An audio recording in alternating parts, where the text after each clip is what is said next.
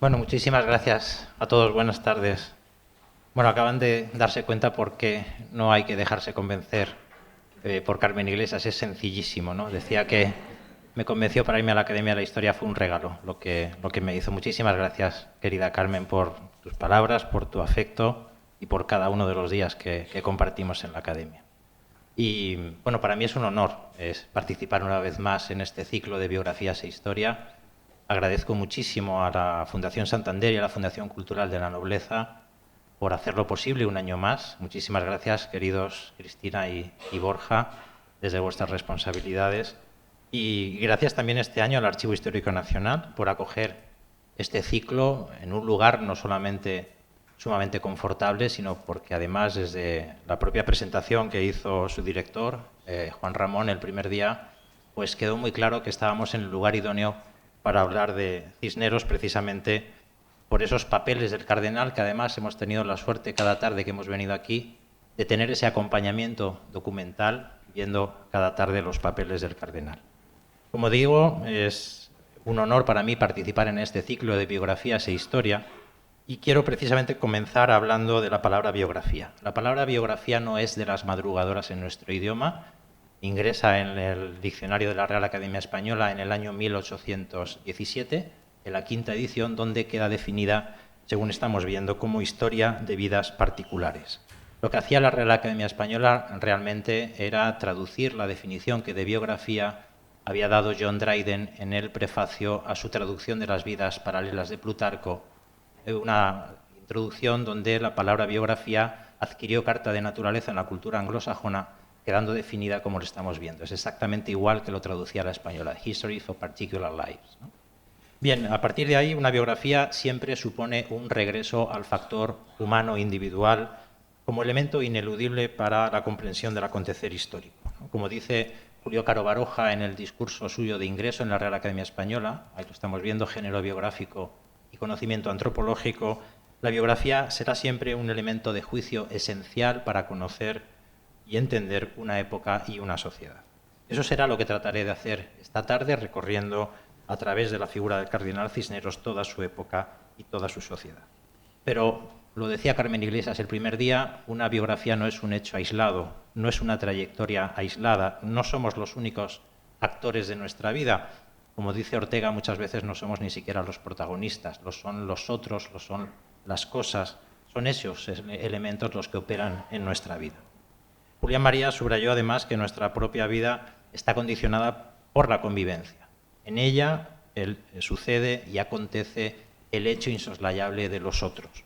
Es hipotético, ¿no?, pensar en una trayectoria singular y única. La vida es convivencia. Esa convivencia es precisamente el ingrediente constitutivo y necesario de la vida humana, entendida como vida no en el sentido estrictamente biológico, sino sobre todo en el sentido biográfico. Y ese es el sentido del título de la conferencia de esta tarde, Cisneros en otras vidas. Lo que quiero plantear es recorrer la biografía de Cisneros a partir de otras vidas en las que Cisneros influyó y a partir de otras vidas a las que Cisneros afectó. Para ello seleccionaré algunas historias de vidas particulares, que es como lo definía la Real Academia Española, y son biografías representativas de algunos de los diferentes ámbitos en los que Cisneros intervino, y veremos al final una explicación para todo ello. Cisneros, como se mencionó aquí desde el primer día, tenía cierto abolengo, según lo expresan sus apellidos. El patronímico Jiménez remite a raíces vascongadas. De hecho, hoy lo conocemos por Cisneros, pero su gran biógrafo, Álvaro Gómez de Castro, en la biografía que escribió de Cisneros en 1569, lo llama simplemente Jiménez en toda la obra, ¿no? Y el topónimo Cisneros remite, lógicamente, a esa villa palentina en Tierra de Campos, ¿no? Desde esa villa de Cisneros se trasladaron a Torrelaguna, donde nació Cisneros y su padre fue regidor de la villa. En esta obra que estamos viendo aquí, la escribe Baltasar Porreño con motivo del proceso de beatificación de Cisneros en el año 1626, hay un jeroglífico que estamos viendo con esta leyenda, ¿no? Trajo mi buena fortuna cisnes a Torrelaguna. Y hay un verso de las Geórgicas de Virgilio ilustrando ese jeroglífico. En esa misma obra aparece también el escudo de las armas del cardenal, que son las de los Cisneros, ¿no?, con 7 jaqueles de sangre en campo de oro. Pero Cisneros cambia el sino de su linaje. Sus familiares terminaron emparentados con algunos de los más antiguos y respetados linajes de Castilla. Muy pronto su sobrina Juana Jiménez de Cisneros, por ejemplo, casó en 1513 con el tercer conde de Coruña, de forma que el clan de los Mendoza enlazaba con Cisneros, cuyo linaje aunaba esos dos valores de amplia consideración en la España del siglo XVI, como eran el catolicismo triunfante y el haber llegado a una de las más altas cotas de poder, encarnados ambos en la personalidad del cardenal Cisneros. En su clásica biografía de Olivares, Gregorio Marañón, al estudiar los biotipos, califica a Cisneros de líder asténico, con una morfología escueta y aguda. El maledicente bufón Francesillo de Zúñiga fue algo menos técnico 400 años antes, cuando en su crónica del emperador Carlos V dice que Cisneros parecía, ahí lo estamos viendo, una galga envuelta en manta de jerga, ¿no?, en referencia a la tela gruesa y tosca del hábito franciscano. Era un hombre de mucha verdad, de grande abstinencia, porque su comer era muy poco, nos dice Alonso de Santa Cruz en su Crónica de los Reyes Católicos.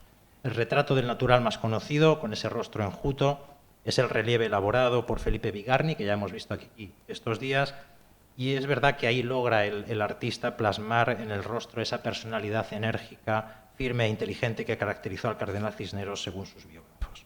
Otro retrato del natural es el de Juan de Borgoña, pintor protegido suyo, que lo dibujó no solo en la Sala Capitular de Toledo, sino también, aquí lo estamos viendo, en uno de sus cuadros de mayor calidad, pintado precisamente para el cardenal, y es la imposición de la casulla de San Ildefonso, donde el rostro del cardenal aparece dentro de la figura del santo. Bien, añade en Gregorio Marañón a ese biotipo de los asténicos un carácter frío y astuto, de gran rectitud. Alonso de Villegas, en su Fructus Santorum, a finales del siglo XVI, relata que un hermano de Cisneros, llamado Bernardino, una oveja negra, nos dice, también franciscano, pero fogoso de carácter y extremoso en gestos, intentó matarlo después de que, en un juicio en el que este hermano tenía interés por una de las partes, Cisneros anulase una primera sentencia que, aunque injusta, se acomodaba al interés de su hermano. Y nos cuenta lo siguiente Alonso de Villegas. Por lo cual el hermano, dice, aguardó a que el cardenal reposase en su cama una siesta. Entró donde estaba y, después de haberle dicho palabras atrevidas, echóle las manos al cuello, apretóle tanto que, pensando dejarle por muerto, se fue de allí. Vídole salir un paje y, en la alteración que llevaba en su rostro, entendió que dejaba hecho algún mal recaudo. Dio voces, entraron al cardenal y vieron que aún no estaba muerto. Hiciéronsele algunos remedios con que estuvo bueno, y aunque mandó que no pareciese más el hermano en su presencia, no quiso que le fuese hecho daño alguno, y dijo que tenía por mejor el trance en que se había visto que dejar de administrar justicia. Bien, pues como en este caso vamos a ver desde otras vidas, que en este caso como la de su hermano Bernardino, algunos aspectos de la vida de este prelado, enamorado del saber y de las letras, hábil en escoger a sus hombres, ardentísimo en los propósitos y tenaz en la ejecución, como lo definió Menéndez Pelayo. Bien, tras formarse en decretos y derecho justinianeo en la Universidad de Salamanca y sacerdocio en Roma, como aquí se ha venido exponiendo, obtuvo el arciprestazgo de Uceda, pero fue encarcelado porque no cedió sus derechos ante el arzobispo Alonso Carrillo, que lo pretendía ese arciprestazgo para un familiar. Liberado años después, cambió de diócesis y ya en Sigüenza, al amparo entonces del obispo Pedro González de Mendoza, fue capellán mayor de la catedral, vicario general y superintendente de la diócesis, por lo que el bachiller Gonzalo podía jactarse de ser uno de los clérigos más ricos de la Iglesia de Castilla. Sin embargo, frisando en los 50 años, decidió dejarlo todo. Se hizo franciscano y se retiró al eremitorio de la Salceda, en Guadalajara, que había fundado a finales del siglo XIV el franciscano Pedro Villacreces, con la idea de reformar su orden, con la restauración sobre todo del ideal franciscano primitivo, de pobreza, de soledad, y en ese lugar, en un denso bosque en medio de un monte, según Alonso de Santa Cruz, Cisneros se retiró del mundo y de las cosas de él, se hizo fraile ermitaño y cambió su nombre de Gonzalo por el de Francisco, precisamente en homenaje al fundador de la orden. Esa experiencia eremítica fue fundamental para Cisneros y la referencia a ese personaje, a Pedro de Villacreces, va a ser siempre algo presente en él. En ese retiro pasó Cisneros 10 años hasta que fue elegido en 1492 confesor de la reina Isabel por sugerencia del omnipotente cardenal Mendoza, en sustitución precisamente de Fray Hernando de Talavera, y de esa forma Cisneros se colocaba en el epicentro de la vida cortesana. De hecho, 2 años después fue elegido superior provincial de los franciscanos de Castilla con cerca de 60 años. Y como decía Carmen Iglesias el primer día, es con esa madurez con la que comienza entonces la vida pública de Cisneros. Al año siguiente, en 1495, la Reina Católica lo promociona a arzobispo de Toledo, sucediendo al gran cardenal Mendoza, con la idea de llevar a cabo la reforma de la Iglesia. Y así pasa Cisneros, nada menos que de la soledad eremita, a sentarse en la sede primada de España. Precisamente su experiencia en el eremitorio de la Salceda fue decisiva para la elección arzobispal. Los reyes católicos aspiraban a, sobre todo, conseguir una reforma de las órdenes mendicantes, es decir, volver al espíritu fundacional, dar el salto, pasar de lo cultural a lo personal, pasar de la religiosidad externa a otra religiosidad más plenamente personal e íntima. Hay que subrayar la trascendencia que tuvo su acción reformadora, y sólo así se puede entender lo que Pedro Sainz Rodríguez, en el discurso de ingreso en la Española, llamó la prerreforma española, de la que Cisneros, junto con Villacreces, fue protagonista absoluto. Pues bien, los reyes nombran, por lo tanto, reformador a Cisneros, y él va uno a uno recorriendo los monasterios, quitándoles las rentas, las heredades, los tributos, para aplicarlo a parroquias, hospitales y otras obras de utilidad, haciendo trocar a los frailes la estameña por otros paños mucho más burdos y más groseros, restableciendo la descalcez y sujetando a la observancia y a la clausura casi todos los conventos de monjas. Los dominicos, los agustinos y los carmelitas aceptaron de buen grado esta reforma, pero no así los franciscanos, y mucho menos el general de los italianos, que vino a España con objeto de impedir la reforma y llegó a hablar con altanería a la reina Isabel la Católica, no sin que un secretario de Aragón llamado Gonzalo de Cetina le amenazara simplemente con ahorcarlo con la cuerda de su propio hábito. Así consta en el expediente de beatificación conservado en la Universidad Central. Pues bien, a Cisneros no le fue tan bien con el clero secular. Las prebendas de los clérigos toledanos no veían o no esperaban tener un fraile observante a la cabeza, y mostraron su reticencia desde que Cisneros les obligó a que viviesen en el claustro haciendo vida de comunidad. Cisneros nunca dejó, por tanto, de estar comprometido con ese ideal observante inicial, sino que simplemente cesó de buscarlo para sí, y lo que hizo fue pasar a aplicarlo a la colectividad bajo su mandato. Y así se puso en marcha ese reformismo franciscano de Cisneros, en camino hacia el erasmismo. Ya vimos los días anteriores cómo uno de los grandes proyectos que desde Toledo estaba levantando Cisneros era precisamente la universidad en Alcalá. Y desde el mismo año de su elevación a la mitra toledana, sabemos, por ejemplo, que destinó casi 1 millón de maravedíes a pagar las casas y las obras del Colegio Mayor de San Ildefonso. En los primeros años del siglo XVI surgió en Alcalá una verdadera ciudad universitaria. Numerosos colegios y nuevas manzanas de casas se fueron construyendo. Solamente el cardenal funda 7 colegios en 1513, y cuando contaba 80 años ya la villa había duplicado su extensión. La población estudiantil llegó a sumar 4.000 escolares. Fue realmente la primera ciudad universitaria planificada en la Edad Moderna. No se estrenaba Cisneros en estas lides, y empezamos a conectarlo ya con otras vidas, porque siendo capellán mayor de la Catedral de Sigüenza, había trabado una estrecha amistad con Juan López de Medina, fundador de la Universidad de San Antonio de Portachel y de Sigüenza, en 1476. Juan de Medina había tomado como modelo el Colegio de San Clemente en Bolonia, fundado por el cardenal Gil de Albornoz en el siglo XIV. Pues bien, según parece, fue Cisneros quien le aconsejó su fundación, iniciándose así su relación con el mundo universitario desde la óptica fundacional. 20 años antes, por lo tanto, de poner en marcha su proyecto alcalaíno, Cisneros está alentando este otro proyecto universitario. Cisneros ayudó a Lope de Medina a redactar las constituciones de su colegio. Fue Cisneros quien le animó en la empresa en los momentos de desfallecimiento, y sobre todo le ayudó en las dificultades para su dotación económica. De manera que la vida de Juan Lope de Medina, que ha pasado a la historia como ejecutor de esta fundación, está, como digo, alentada por Cisneros. Pues bien, Cisneros empezó su proyecto universitario por los libros. Aquí se mencionó el día anterior todas las compras que había hecho para la Biblia políglota, pero realmente empezó también a dotar la biblioteca universitaria, antes incluso de que el Papa Alejandro VI concediera la Carta Bulada en 1499. Pues bien, Cisneros puso a trabajar otra vez a muchas otras vidas en esa adquisición de libros, a miembros de su consejo personal, a miembros de la Casa del Arzobispo, muchos de ellos escolares con formación universitaria, y lo interesante es advertir todo un proceso de adquisición, archivo y ordenación sistemático, bien planificado y sobre todo profusamente financiado por Cisneros en esos años.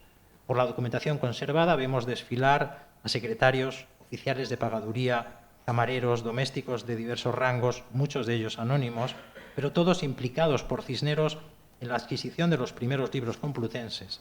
También participaron en la configuración de esa biblioteca inicial escritores y escolares bien conocidos, dueños de bibliotecas notables desde las que donaron obras. Cisneros, por lo tanto, empieza su universidad por los libros. Una nueva universidad necesita estudiantes, necesita libros, necesita imprenta y necesita edificios. Pues bien, en el caso de Cisneros, diríamos mejor a la vista de las fechas que fueron libros, edificios, imprenta y estudiantes por ese orden. La Universidad de Alcalá abrió sus puertas en 1508 en plena apoteosis del poder de Cisneros, porque el año anterior había sido creado cardenal y nombrado inquisidor general del Reino de Castilla. Arquitectónicamente, la construcción fue muy rápida. Las urgencias que impuso el cardenal a Pedro Gumiel, su arquitecto de cabecera, obligaron a emplear inicialmente materiales de mucha menor nobleza, madera, ladrillo y yesería sobre todo. De ahí proviene, tras su inauguración en 1508, la anécdota que sitúa a Cisneros soportando las chanzas del rey y respondiendo a este que otros harán en mármol y piedra lo que yo construyo con barro. Bien, pues para su claustro Cisneros reclutó a las principales figuras intelectuales de su época, fueron muchísimas las trayectorias vitales que se vieron convocadas por Cisneros a su nueva universidad, y así fue seleccionado directamente por Cisneros lo que podríamos llamar un verdadero Dream Team académico. Entre ellos estaba el médico cordobés Antonio Morales, también era médico personal de Cardenal Cisneros y es el padre de Ambrosio Morales, el famoso cronista. Fue el primer catedrático de medicina en Alcalá. Pues bien, su hijo Ambrosio Morales explica muy bien todo el proceso de Cisneros en la captación de estos talentos. Porque hablando de su padre, dice Ambrosio de Morales, que le puso el ilustrísimo cardenal Fray Jiménez por una de las primeras y principales piedras de su Universidad de Alcalá de Henares, cuando la fundaba, y juntaba para esto de todas partes hombres excelentes en letras y doctrina. Es decir, es Cisneros el que va juntando y seleccionando a estos hombres excelentes en letras y doctrina. Bien, además, los profesores complutenses gozaron de una entera libertad, entera libertad sobre todo de opinión, a la sombra del inquisidor general, porque era su propio patrocinador, hasta que luego ya pocos años después nació la suspicacia hacia los erasmistas. Pues bien, en esa universidad el primer catedrático de retórica fue Hernando Alonso de Herrera. El propio Hernando Alonso de Herrera, en el prólogo a una de sus obras dedicada a Cisneros, explica muy bien esa prelación, pero también explica muy bien ese proceso de elección directa por Cisneros. Dice en el prólogo Hernando Alonso de Herrera: yo que fui el primero que por cartas de vuestra señoría fui convidado a echar los cimientos de letras oratorias en vuestra universidad. Pero Hernando Alonso de Herrera no fue solo el primer catedrático de retórica en esa primera y gran universidad novedosa del momento, sino que fue objeto de varios privilegios por parte del cardenal, pues mientras las otras cátedras se proveyeron por 4 años, al cabo de los cuales había que volver a opositar para evitar el anquilosamiento, la de retórica se proveyó de por vida de Herrera y con un sueldo superior a otros. Pues bien, en diciembre de 1511, Herrera publicó una edición anotada de los Rhetoricum Libri Quinque de Jorge de Trebisonda. Estamos viendo la portada de la obra con el escudo del cardenal y también estamos viendo las anotaciones de los estudiantes que se aburren durante la lección. Es lo que tiene gurrapateada toda la parte de la izquierda. Es una obra, por lo tanto, como vemos, dedicada a Cisneros, con el escudo del cardenal en ese grabado xilográfico. Y es importante porque este autor, Trebisonda, es la figura más importante en la recuperación de la retórica helenística. De hecho, en esta obra, impresa por Brocard, aparecen por primera vez las citas de los autores griegos en sus propios caracteres, que serán los que luego se utilizarán en la Biblia políglota complutense, de la que nos habló la profesora Teresa Jiménez Carvente. Bien, pues la obra de Herrera es la primera edición en España de esta retórica de Trebisonda y es una de las más importantes retóricas españolas de la primera mitad del siglo XVI. Se ha llegado a afirmar que con esta obra de Herrera sobre Trebisonda entró en Alcalá y en Salamanca la retórica renacentista. Bien, pues Hernando Alonso de Herrera era el mayor de 3 hermanos que destacaron a principios del siglo XVI, sobre todo en el círculo y en el entorno de Cisneros. Un hermano de él es Gabriel Alonso de Herrera. Escribió por mandado del cardenal esta famosísima obra, su obra de agricultura, publicada por Brocard también en 1513. Es una obra dedicada a Cisneros, como estamos viendo aquí, enderezado al ilustre y muy magnífico señor don Fray Francisco Jiménez Cardenal de España, etc. Y es una obra que lleva en su portada el mismo grabado xilográfico, el mismo taco que se había utilizado 2 años antes para la edición de su hermano. Es el primer tratado agrícola escrito en lengua vulgar en el Renacimiento europeo, no hay otro anterior. Herrera decide, aconsejado por Cisneros, utilizar la lengua vulgar para escribir un texto de contenido científico, cuando lo normal para esto era escribir un texto en latín. Según consta en el título, la obra se escribió, como estamos viendo, de mandado del muy ilustre y reverendísimo señor Cardenal de España. Es un encargo que le había encomendado directamente Cisneros, sobre todo en una época crítica respecto a la situación económica, que pretendía una mejora en las técnicas de labranza, particularmente en la diócesis de Toledo, donde Cisneros era el arzobispo. Una obra muy difundida en su tiempo, solo en el siglo XVI, 14 ediciones, 5 traducciones al italiano, y a pesar de ser una obra sobre todo de carácter técnico, contiene también alguna opinión política y contiene incluso muchas reticencias hacia los moriscos, reticencias coincidentes con las del cardenal. Y esas reticencias se muestran incluso en algunas de las plantas, ¿no? Por ejemplo, en las berenjenas.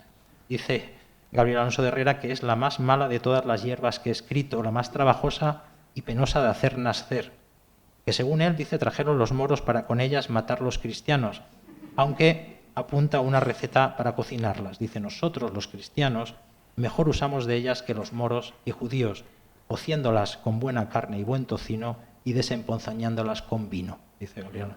Bueno, un tercer hermano de estos dos Herrera era Diego Hernández de Herrera, que, consagrado a la música, fue nombrado por Cisneros organista de la capilla de San Ildefonso. Pues bien, Hernando Alonso de Herrera, el catedrático de retórica, también dedicó a Cisneros una obra titulada Disputatio contra Aristóteles en 8 levadas. Es la disputa de 8 levadas contra Aristóteles y sus secuaces.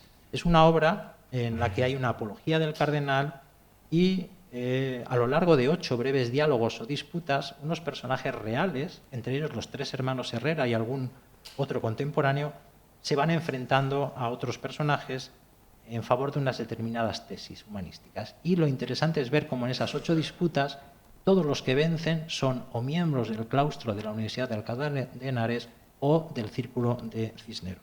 Esa obra, la Disputatio, es un manifiesto castellano en defensa del humanismo, y con esa obra Hernando Alonso de Herrera lanzaba en idioma vulgar también el primer grito de rebelión contra Aristóteles, incluso antes de que lo hiciera Luis Vives. Bien, por todo lo que hemos visto, Alcalá se había convertido desde que la fundara Cisneros en la principal institución cultural e ideológica del momento.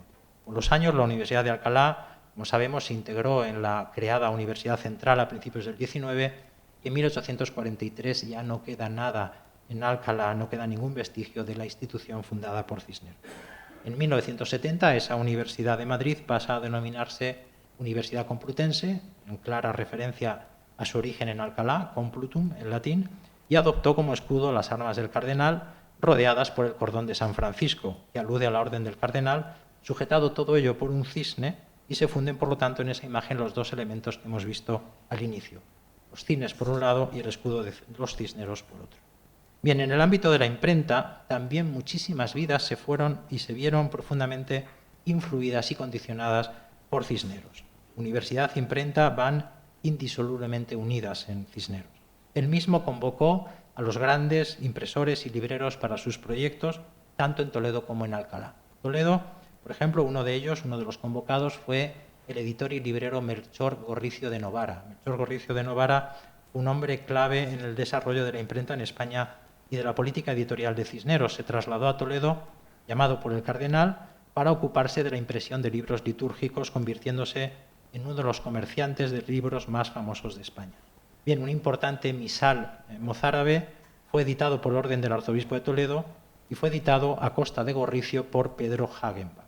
Este otro impresor que menciono, Pedro Hagenbach, de origen alemán, se había establecido en Valencia y desde allí fue llamado también a Toledo por Cisneros para ponerse al servicio del arzobispo.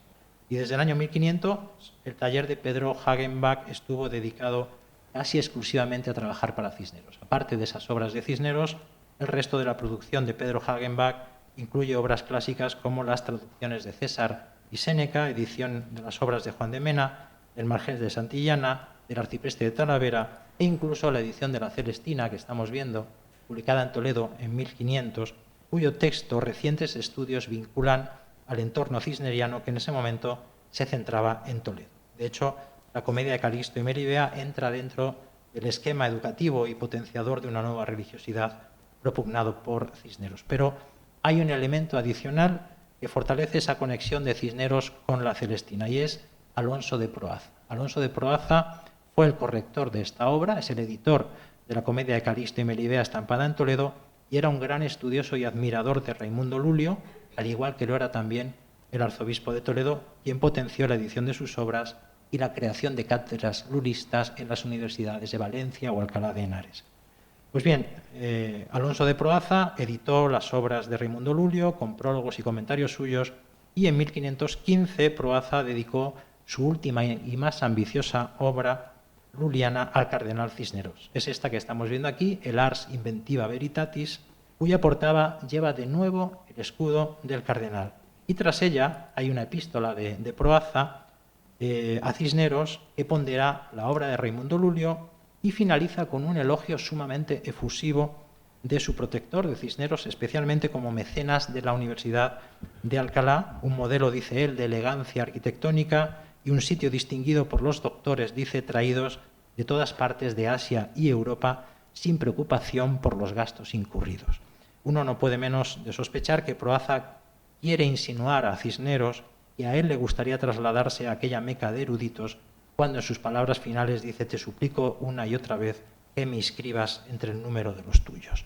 Pues bien, en la página siguiente aparece un grabado en el que se muestra el mallorquín Monte Randa, en el que Raimundo Lulio se estuvo retirado, y una procesión ascendiendo a él con un arzobispo bajo palio que bien pudiera representar al propio Cisneros. Pues bien, otro impresor, ahora ya en Alcalá de Henares, es Estanislao Polono. Hemos visto cómo Cisneros ya había tenido contacto con impresores y mercaderes de libros en Toledo y esa experiencia previa toledana ahora se va a aplicar a Alcalá de Henares. Pues bien, tanto Polono como su compañero Meinardo Ungut habían llegado a España en 1490, convocados por los reyes católicos. Estanislao siguió su actividad en Sevilla hasta el año 1502, año en el que se trasladó a Alcalá de Henares convocado por Cisneros, para quien llevó a cabo varios trabajos. Polono fue, por indicación de Cisneros, el encargado de realizar la primera obra impresa en Alcalá de Henares. Entre 1502 y 1503 imprimió en 4 volúmenes la Vita Christi, que era una obra del cartujo Ludolfo Sajonia, una obra traducida a instancias de la reina Isabel la Católica por el franciscano Ambrosio Montesinos, que era hermano de religión de Cisneros. En la portada de ese libro, la estamos viendo aquí, vemos este grabado en 2 partes. La parte inferior, con el escudo ya unificado de los reinos de España, sostenidos por el águila de los reyes católicos, y en la parte superior representa una escena en la que aparecen los reyes católicos recibiendo de manos de Cisneros, de rodillas, el ejemplar de la obra, mientras la escena es presenciada por el traductor, que permanece a la izquierda, asistiendo reverencialmente con las manos ocultas en el hábito. Es una imagen que simboliza perfectamente el mecenazgo de Cisneros. Pues bien, esta obra, la Vita Christi, es una propuesta de reforma religiosa en la línea de Cisneros y Montesino lo refrenda desde su premio epistolar dirigido a Isabel y Fernando, en el que además cita expresamente el apoyo de los monarcas a los estudios de colegios de las universidades de estos reinos, dice, en un claro guiño a Cisneros y a la Universidad de Alcalá en aquellas fechas. Esta obra además fue una lectura predilecta de Santa Teresa de Jesús, también reformadora. Pero sin duda, como explicó la profesora Jiménez Calvente, el gran impresor relacionado con Cisneros fue Arnau Guillén de Brocar, el editor de la Biblia Políglota, que se convirtió en el segundo impresor de Alcalá, después de Estanislao Polono, y que se mantuvo en el taller complutense hasta el mismo momento de su muerte en 1523, siempre al servicio de las reformas, de los intereses y de los gustos del cardenal. El propio programa editorial de Cisneros, auxiliado por todos estos impresores a su alrededor a los que movilizó, tenía un alcance y una proyección mucho más allá del mero uso de las nuevas técnicas del arte de la imprenta. Brocard, por ejemplo, fue una figura clave en la recuperación de Raimundo Lulio, porque a través de su imprenta se hicieron ediciones lulianas financiadas por el cardenal. Pero además de esas imprentas alcalaínas salieron obras de todo tipo, ediciones de los grandes humanistas, de teólogos, de tratadistas. Es decir, Cisneros trazó un vasto plan de publicaciones, tanto de materias espirituales como de divulgación de técnicas y especialidades, y como hemos visto, muchas de ellas fueron dedicadas a Cisneros, contaban, estamos viendo aquí una mera selección, con el escudo de Cisneros en la portada como una imagen de marca, casi como una seña de adscripción intelectual a un proyecto científico mucho mayor y pionero. De entre todas estas ediciones, lógicamente, sobresale la edición de la Biblia políglota, cuya idea surge de un hombre enamorado del saber y de las letras, interesado en restablecer los estudios bíblicos. Esa proeza tipográfica que fue la Biblia políglota, una proeza tipográfica editorial, fue posible gracias a la destreza del impresor Arnau de Guillén de Brocard, pero también a todas las trayectorias que Cisneros convocó, como vimos en la conferencia del día segundo, convocó a aquella gran aventura humanística y se convocaron a los mejores de cada especialidad con independencia de su condición o de su confesión. Y uno de ellos, en 1508, Nebrija, efectivamente, como se anticipó, se desplazó con su familia a Alcalá porque su hijo Fabián ingresaba como colegial en el recién creado Colegio de San Ildefonso y porque además se aceleraban los trabajos de la Biblia políglota con la que Nebrija no terminaba de comprometerse. Llegado el mes de febrero de 1509, como digo, Nebrija se había desplazado con su familia en el verano de 1508, Nebrija no había vuelto a la Universidad de Salamanca, no se había reincorporado a sus clases, razón por la cual fue desposeído de su cátedra de gramática. Pero el cardenal Cisneros reacciona rapidísimamente. En febrero de 1509, Nebrija es desposeído de su cátedra y en marzo de ese mismo año, un mes después, Cisneros logró que la reina Juana hiciese de Nebrija su cronista regio, con un sueldo de 80.000 maravedíes. No será la última vez, lo vamos a ver luego, que Cisneros vele y proteja al gramático sevillano. Nebrija escribió una epístola al cardenal Cisneros unos años después, que es importante porque es el primero de los textos que conforman a ese Nebrija practicante de la filología bíblica humanística. Es una epístola redactada con una ironía muy fina, muy socarrona, una carta llena de anécdotas. Son 10 anécdotas en un texto relativamente breve, anécdotas de errores lingüísticos y etimologías populares vividas por el propio Nebrija, como cuando un predicador, por ejemplo, confunde el significado de apex y dice abeja en vez de tilde en esa frase evangélica en que Cristo afirma que no dejará de cumplirse una sola tilde de la ley. Imagínense la explicación si en lugar de tilde decimos abeja, ¿no? Pues dice Nebrija que ante la impasibilidad del auditorio, que Nebrija describe, dice, como si fueran piedras y troncos de árboles, yo solo me reí, y di del codo a los que cerca de mí estaban oyendo, ¿no? Toda esa carta de Nebrija lo que revela es una ignorancia en su época en materia de latines, una ignorancia y una incompetencia, sobre todo, una estupidez muchas veces disfrazada de respetable sabiduría. Pues bien, ese tono de cordialidad con el cardenal Cisneros nos lleva a pensar que esa epístola sea cercana, la databa Teresa Jiménez Calvente en torno a 1512 o 13, estoy de acuerdo, es porque es cercana a uno de los episodios más bochornosos de la Universidad Española acaecido en julio de 1513. En ese acto está el origen de la incorporación de Nebrija a la Universidad de Alcalá de Henares, ciudad donde falleció. Pero esa anécdota que voy a contar ahora, no es una anécdota, es un hecho, informa también indirectamente del carácter de Cisneros. De nuevo, Cisneros en otras vidas, influyendo y participando en otras vidas. Nebrija, a punto de cumplir 70 años, se presentó a la oposición de la cátedra de prima de gramática de la Universidad de Salamanca porque su titular, el maestro Tizón, había fallecido un mes antes. El maestro Tizón había estado enseñando durante años en esa cátedra las propias obras de Nebrija, de manera que el gramático sevillano opositaba a una cátedra que en justicia nadie podía disputarle. También se presentó Hernando Alonso de Herrera, y hasta ese momento era catedrático en Alcalá, y Y el tercer nombre en disputa en ese ejercicio fue un joven, un rapaz llamado García del Castillo. Bien, el claustro concedió más votos a ese recién graduado, a García del Castillo, y Nebrija no obtuvo nada de nada. La explicación para tan sorprendente resultado es que los estudiantes proporcionaron una tremenda derrota a Nebrija. La selección del profesorado durante los siglos XVI y parte del XVII se realizaba por medio de votaciones secretas entre los propios estudiantes, que tenían derecho a voto. Y ahí estaban los catedreros o cuadrilleros que se dedicaban a buscar votos a favor de un determinado opositor, pues a cambio de meriendas, de botas de vino y otros regalos, ¿no? Bien, además, el valor de estos votos era por mayoría de cursos, de manera que el voto de un estudiante de quinto valía por 5 votos de estudiantes de primero, ¿no? Bien, esto hizo que el sistema de provisión de cátedras basado en el voto estudiantil se suprimiera por parte de la corona ya entrado el siglo XVII. Pero, sea como fuere, Nebrija cae derrotado en esa oposición. Entonces, suspendido y desengañado, y a punto de cumplir 70 años, Nebrija abandona Salamanca. Pocos meses después, Cisneros llama al viejo gramático a su nueva universidad en Alcalá de Henares y le concede la cátedra de retórica, con el privilegio, según carta de Cisneros al rector Balbás, de que lo tratase muy bien y que leyese lo que él quisiese, y si no quisiese leer, que no leyese, que eso no lo mandaba dar porque trabajase, sino por pagarle lo que le debía a España. Nebrija recibió un sueldo anual de 40.000 maravedíes y 100 fanegas de trigo, que era un salario elevadísimo para su tiempo, a lo que hay que sumar los 80.000 maravedíes como cronista regio y además las jugosas ganancias que le procuraban las ventas de sus gramáticas y diccionario. De este modo, en los últimos años coincidieron Nebrija y Cisneros en Alcalá, y quienes los vieron juntos cuentan que Nebrija, divertido y mordaz, lograba que el prelado pues se dejase de lado sus obligaciones y le hacía reír.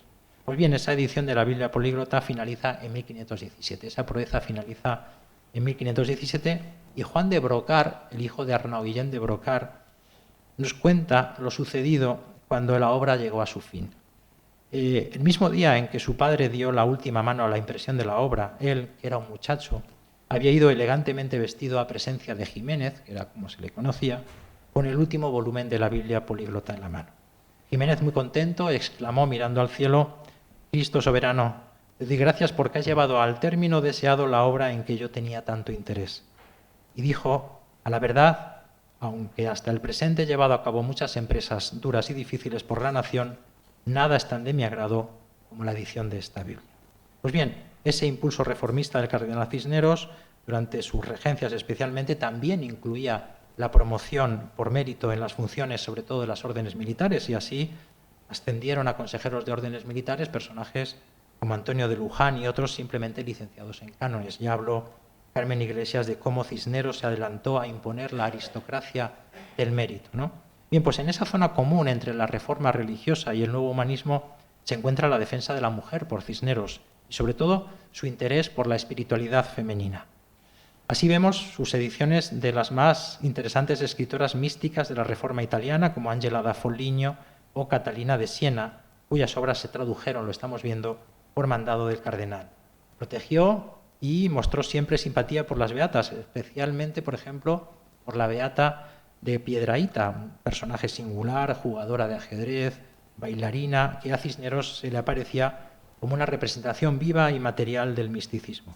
Esta controvertida beata de Piedrahíta, que era terciaria dominica, era una mujer de extremada espiritualidad que admiró no solamente a Cisneros, sino también al duque de Alba, a Fernando el Católico y a numerosos religiosos. Y escribió un libro de oración que es el primer libro de mística femenina en castellano. Otras religiosas favorecidas por Cisneros fueron la clarisa fundadora de conventos María Suárez de Toledo, Sor María la Pobre, o Teresa de Ayala, abadesa cisterciense de las Huelgas de Burgos, precisamente por nombramiento de Cisneros, o la dama noble Teresa Enríquez, la loca del sacramento, era como se la conocía a esta fundadora de las cofradías eucarísticas en España y de numerosos conventos, siendo los franciscanos los principales beneficiados de ellos. Incluso en 1510 Cisneros llegó a nombrar a la única mujer predicadora y párroco en España. Es un nombramiento que además fue ratificado por Roma por una bula papal de Julio II. Cisneros nombró párroco de Cubas de la Sagra a la santa viva Juana Vázquez Gutiérrez, Sor Juana de la Cruz, una mujer con experiencias místicas, una de las más escuchadas y queridas no solo por el cardenal, sino también por Carlos V o por el gran capital que se construyó una habitación adyacente al convento donde pasaba temporadas. Cisneros mantuvo correspondencia con esta santa viva, con Juana de la Cruz, correspondencia durante 10 años, a partir de 1507, cuando ella contaba 27 años y Cisneros tenía 71. Pues bien, en 1509 Cisneros mandó poner por escrito, lo estamos viendo, el Conorte, o una colección de 72 sermones de Juana de la Cruz, que fue modelo para Santa Teresa y que inspiró la obra La Santa Juana de Tirso de Molina. Cuando murió el cardenal, se acabó su protección, los clérigos toledanos se dieron prisa en desplegar una campaña de desprestigio para privarle a Sor Juana del curato y lo consiguieron. Bien, Cisneros también fue una figura clave en el proceso de canonización de Santa María de la Cabeza, la mujer de San Isidro, que habían vivido en Torrelaguna, su ciudad natal, precisamente 400 años antes del nacimiento de Cisneros. Pero quiero centrarme ahora en otro aspecto al otro lado del Atlántico, es la acción en Indias de Cisneros, porque Cisneros lleva en Indias una acción decisiva para algunas vidas desde los primeros tiempos del descubrimiento. La implicación de Cisneros en la evangelización y en el gobierno de las Indias fue temprana. Ya en 1497 participó directamente del envío de 6 frailes franciscanos a misionar y a establecer las primeras fundaciones americanas. La realidad franciscana, estamos viendo de la obra de Guaman Poma, en la evangelización americana será la mayoritaria precisamente en parte por la intervención directa de Cisneros. Es decir, que los franciscanos tengan el protagonismo que tuvieron en Indias es consecuencia de Cisneros, que llegó incluso a desprenderse de algunos de sus más íntimos colaboradores, como Fray Francisco Ruiz, que fue su secretario durante 23 años y que fue enviado como misionero a las Antillas. En 1500 Cisneros lo envió con otros 2 misioneros de su orden, Juan de Trasierra y Juan de Robles, en la segunda expedición de Cristóbal Colón a la Española para liberar la isla de los abusos de Colón. 2 años después, otro compañero de Cisneros, Fray Alonso de Espinar, pasó a Indias como superior al frente de 13 religiosos franciscanos y de 4 hermanos en la expedición del gobernador Nicolás de Obando del año 1502. Entre 1503 y 1508, esa pequeña comunidad de franciscanos dirigida por Fray Alonso de Espinar organizó los 2 primeros conventos en América, el de la Concepción de la Vega y el de Santa Cruz desde la ciudad de Santo Domingo, cuya iglesia fue la primera iglesia construida en piedra en el Nuevo Mundo. Este Fray Alonso del Espinar debió de ser muy estimado y respetado por el segundo almirante y gobernador de las Indias, por Diego de Colón, ya que bajo el consejo directo de este franciscano y con el respaldo de toda la comunidad franciscana se hizo el repartimiento general que llevó a cabo en la primavera de 1510. Sin embargo, fue a partir del famoso sermón de Antonio Montesino en el Adviento del año 1511, cuando denunció la encomienda y se posicionó a favor de los indios, es en ese momento cuando ese personaje franciscano íntimo de Cisneros, Fray Alonso del Espinar, va a alcanzar su mayor protagonismo histórico. Bien, para calibrar la impresionante acción administrativa de España y de Cisneros en el Nuevo Mundo, veamos lo que sucedió entonces. Mientras el escándalo provocado por Montesino en ese discurso que da, en ese sermón que da en 1511, lo que hace la corona es convocar en Burgos una junta formada por expertos, teólogos y juristas con el fin de pronunciarse sobre tan controvertido asunto. Allí, para intervenir, si fuera necesario además contradecirse o contrarrestarse, se embarcaron hacia España Alonso del Espinar en representación de los franciscanos y Antonio Montesinos en representación de los dominicos. De manera que realmente había 2 concepciones de entender el poblamiento castellano y la evangelización. Los dominicos representaban la condena sin paliativos de los repartimientos, mientras que los franciscanos aspiraban a conciliar el repartimiento y el buen tratamiento del indígena. Ante el fracaso de esas primeras reuniones, llegaron a reunirse en Burgos hasta 20 veces. Tanto el rey como Cisneros encargaron a Fray Alonso del Espinar, a Martín Fernández de Enciso y a Pedro García de Carrión elaborar las leyes de lo que serían después las leyes de Burgos de 1512. Y dichas leyes son leyes que mejoraron la situación de los indios, pero asegurando los repartimientos. Pues bien, de nuevo los libros que hemos visto en Toledo, que hemos visto en Alcalá, van a ser un elemento clave para la acción proyectada por Cisneros esta vez en América, porque la presencia en España de ese fraile, Fray Alonso de Espinar, que había venido a participar en esa controversia, se aprovechó para que se llevaran libros al Nuevo Mundo. Ese mismo año 1512, se firma el primer documento que habla de 2.000 cartillas de enseñar a leer compradas en Sevilla por la Casa de Contratación para ser entregadas a este fray Alonso del Espinar, que dirigía el grupo de frailes franciscanos que regresaban a Indias. Es la primera referencia que tenemos a la exportación de impresos, en este caso cartillas, a América. Cuando Alonso de Espinar regresaba a América, murió en alta mar y en su lugar fue destinado de nuevo otro franciscano, también persona de máxima confianza de Cisneros, Pedro Mejía de Trillo, al que el propio rey Fernando escribe para que se ponga de acuerdo con el bachiller Hernán Juárez, que parte también para Indias, a enseñar gramática. De manera que vemos claramente cómo ya en los primeros tiempos de la conquista la enseñanza a los indios no se limitaba simplemente a la doctrina cristiana, sino también a las primeras letras, sino también se les enseñaba, como digo, gramática. Pues bien, además Cisneros impulsó la creación de las diócesis en América, de todas las primeras sedes episcopales, y se preocupó minuciosamente de la instrucción de los religiosos que partían para Indias. Pues bien, pocos años después, en 1516, un año antes justo de la muerte de Cisneros, intentando encontrar una solución para el conflicto de las encomiendas, Cisneros va a tomar otra decisión clave. Va a enviar a las Antillas a 3 religiosos jerónimos, esta vez no de su orden. Envía a Bernardino de Manzanedo, a Luis de Figueroa y a Alonso de Santo Domingo, a los que dio instrucciones muy precisas para la reorganización de los poblados indios y para proceder a la administración de los nuevos territorios. El caso de uno de estos monjes, el monje jerónimo Bernardino de Manzanedo, nos habla de la persuasión de Cisneros y de su conocimiento directo tanto de la situación en América como de los medios para abordarla. Cuando el cardenal Cisneros piensa en este monje, en Bernardino de Manzanedo, para enviarlo a Indias como reformador, es profeso, simplemente profeso en el monasterio burgalés de San Juan de Ortega. No debía de ser muy agradado físicamente, porque el padre de las Casas, después de entrevistarse con él, se alegró de su elección, pero nos dice, pero no de su cara. Dice, porque la tenía de las feas que hombre tuvo. Bien, la elección de estos 3 frailes jerónimos para desempeñar la máxima representación política en las Antillas no fue casual, sino que fue una decisión profundamente meditada por Cisneros y probablemente fue el más ambicioso plan de reforma llevado a cabo en las Indias, sobre todo en el siglo XVI. La orden jerónima, es verdad, estaba formada por personas que tenían fama de industriosa y que habían demostrado además en reiteradas ocasiones su capacidad como administradores. Pues bien, tras una negativa inicial de estos 3 monjes jerónimos, que alegaron no saber hacer aquel negocio, decían, el empeño del cardenal Cisneros los convenció y finalmente decidieron aceptar el cumplimiento de esa misión y partieron para Indias. Pero Cisneros envía también un elemento de control adicional, envía a Alonso de Zuazo como juez de residencia. Y el mensaje que se mandaba en la instrucción fechada en 1516 es que todos debían saber que a la corona le guiaba la utilidad de las Indias, de sus vecinos y moradores, y para lograrlo se enviaba a ese juez de residencia. Hubo algún intento de retrasar aquella partida, algunos consejeros contrarios al nuevo juez de residencia y a la reformación de las Indias entorpecieron bastante el despacho del viaje, y ante ese proceder obstruccionista, Cisneros da un golpe en la mesa, llama al orden y la partida finalmente se realiza y Alonso de Zuazo llega con los jerónimos a Indias en 1517. Y una de las primeras disposiciones tanto de los jerónimos como de Alonso de Zuazo fue quitar los indios a los encomenderos absentistas. Era la mayor parte, eran cortesanos influyentes.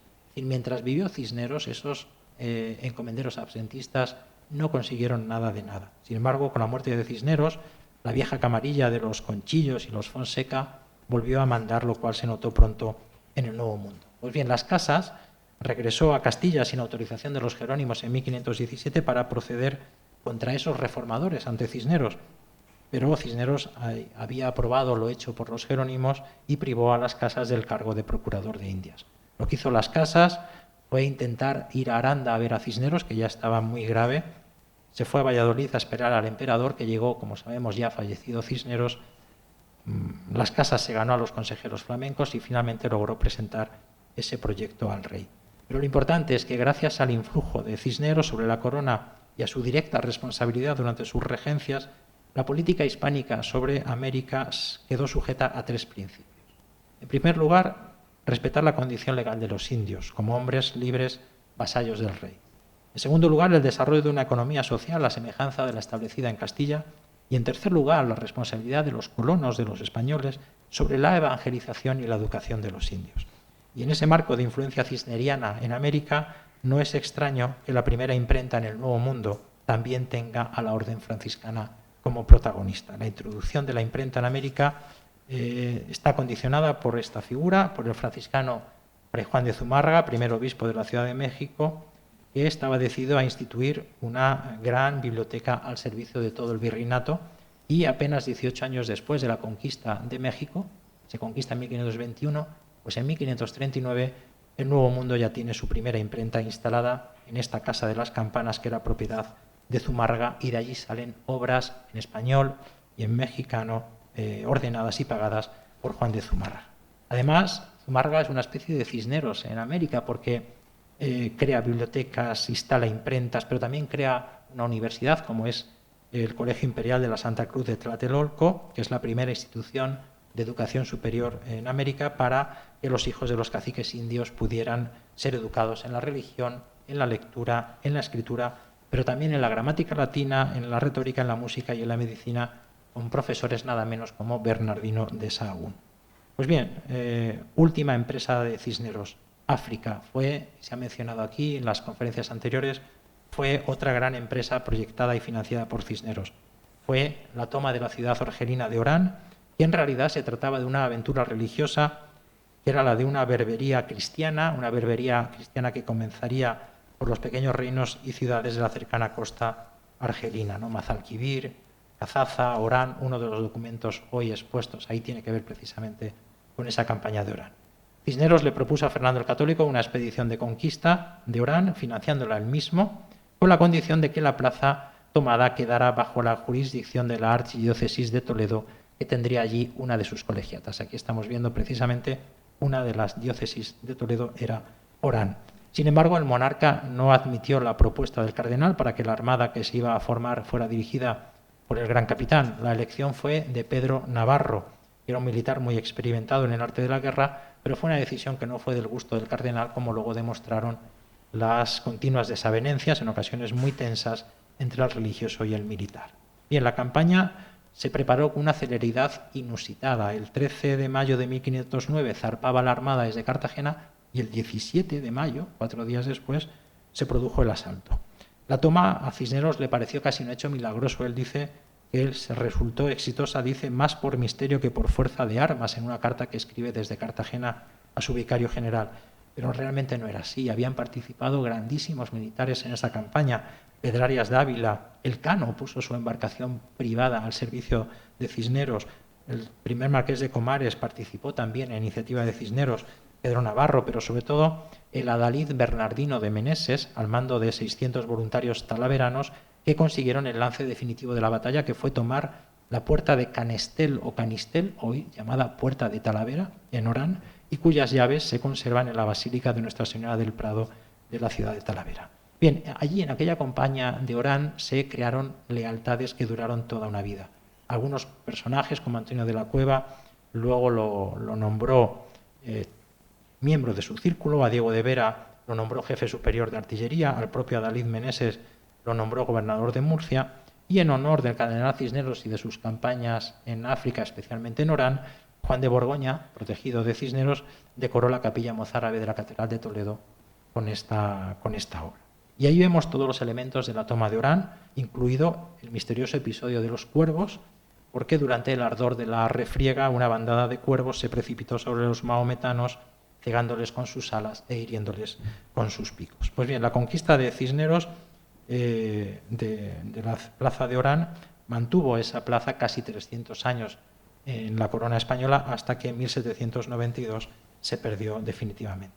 Bien, hemos visto, por lo tanto, a Cisneros en otras vidas. Hemos visto toda una constelación de personajes movilizados por Cisneros, bien para la reforma religiosa, para el humanismo, para la universidad, para la imprenta, para la conquista de América, también incluso para la lucha contra el infiel. El título del ciclo general que nos ha acogido estos 4 días ha sido Cisneros y la llegada de la modernidad, lo cual supone un acercamiento al estudio del pasado dividido en etapas o periodos históricos.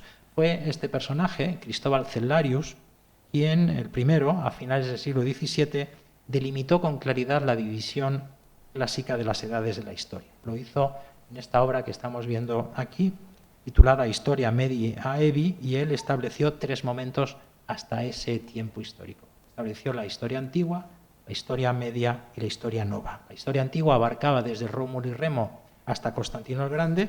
La nova comenzaba a partir de la toma de Constantinopla en 1453. Y la Edad Media era lo que quedaba precisamente entre ambas fechas. El adjetivo nova fuera la forma de calificar una idea ampliamente difundida entonces entre los humanistas, la idea de vivir un tiempo nuevo, y pronto ese adjetivo nova se sustituyó por moderna, que es lo que hoy utilizamos nosotros, precisamente para vincular esa etapa con la idea de progreso, atendiendo a innovaciones que señalizaban de una forma visible un cambio en todos los órdenes. Bien, como inicio de la Edad Moderna, de esa Edad Moderna, se han establecido distintos hitos. Uno de ellos es la conquista de Constantinopla, como hemos visto, por los turcos en 1453, lo fijaba Cellarius, ¿no?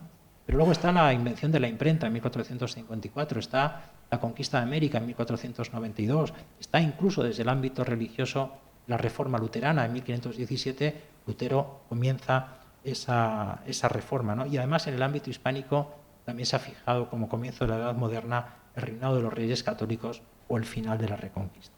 Pues bien, y voy concluyendo. Hemos visto cómo Cisneros a lo largo de su vida tuvo una serie de ideas centrales o trayectorias, por coger el concepto de Julián Marías, ¿no? Lo impresionante es comprobar que cada una de esas trayectorias de Cisneros coincide con los hechos decisivos que marcaron la entrada en la modernidad. En primer lugar, la toma de Constantinopla había abierto un problema para la Edad Moderna, el problema del turco. En España, aquella conquista de Constantinopla se había vivido con especial preocupación por el temor a una segunda pérdida del país cuando aún no había terminado la Reconquista. La toma de Orán por Cisneros fue el primer intento de respuesta a ese temor. Por eso hubo un optimismo de los humanistas europeos al conocer la noticia de la toma de Orán. Por primera vez se daba respuesta a esa preocupación. A pesar de los siglos transcurridos, aquella acción de Cisneros no cayó en el olvido. En 1884, el primer asentamiento español en el desierto del Sáhara Occidental fue bautizado como Villa Cisneros, en honor del cardenal, y durará casi un siglo hasta que en 1976 ya quede arriada definitivamente la bandera española en ese lugar. Bien, se ha afirmado que Cisneros estaba más interesado en la evangelización del norte de África que en la de América. No es verdad. Y esto nos permite enlazarlo con otra de esas puertas a la modernidad. Cisneros desempeñó un papel trascendental en las primeras decisiones relativas a la evangelización de los recién descubiertos territorios americanos. Como hemos visto, Cisneros reorganizó la misión en Indias.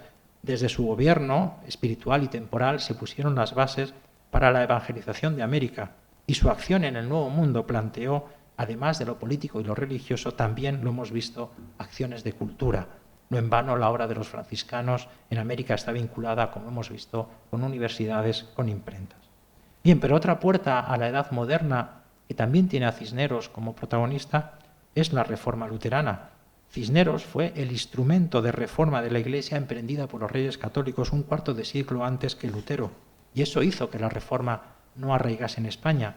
Esa prerreforma española, como la llamó Pedro Sáenz Rodríguez, precedió en más de 50 años a la Contrarreforma de Trento. Cisneros murió, qué casualidad, 8 días después de que Lutero clavase en la puerta de la iglesia de Wittenberg las proposiciones que habían de dar origen a esa ruptura definitiva con la Iglesia. Pues bien, esa reforma iniciada por Cisneros, que hemos contado someramente, fue razón suficiente para que el protestantismo no arraigara en España. Y el nuevo ambiente creado en la Iglesia y en la sociedad española fue transportado a Trento por los españoles. Es muy interesante observar cómo en las varias sesiones de Trento del concilio supervive esa mentalidad de nuestra época cisneriana.